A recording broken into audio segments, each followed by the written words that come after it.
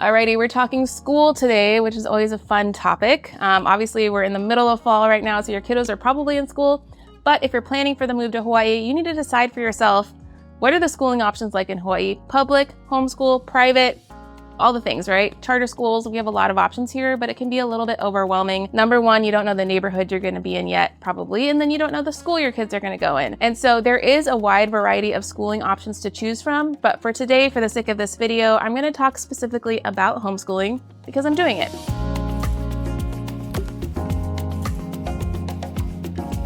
And so I'm part of a lot of Facebook groups of moms who are all in there.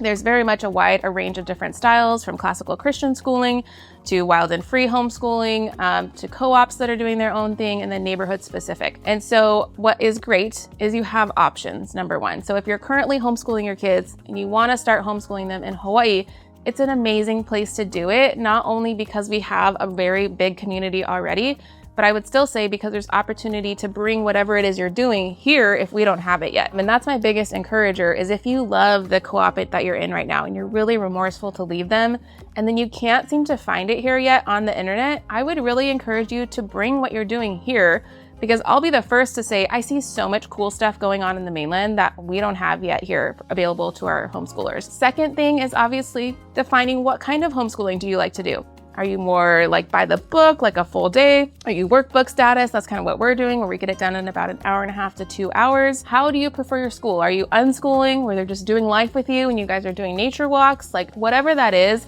there's opportunities to do it here.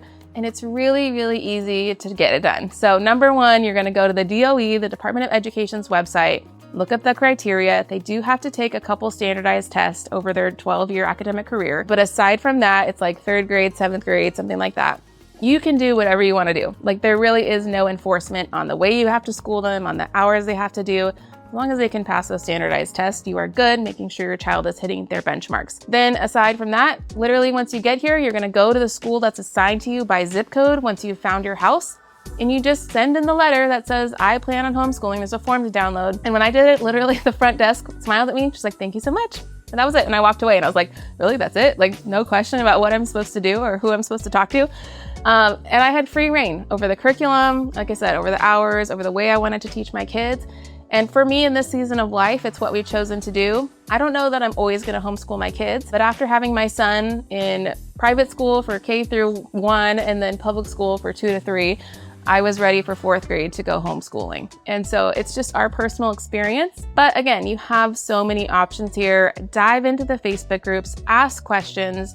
It's a very, very supportive group of women on all the pages I've been a part of, because I mean, we just want to encourage each other. And I know as a homeschooling mom, it can feel really lonely and really just like, are we doing the right thing? We're constantly questioning ourselves. And so when you dive into there, you're surrounded by other women who are literally doing it. And while it might not be like paradise in heaven every day, we get to watch and teach and spend that time with our children. And so it does pay off in the long haul. So homeschooling, should you do it in Hawaii? It's totally up to you. I'm happy to be a resource. You guys can comment below with questions, or my contact is in the description below as well. And I would love to encourage you on your homeschool journey in Hawaii. See you next week. Bye.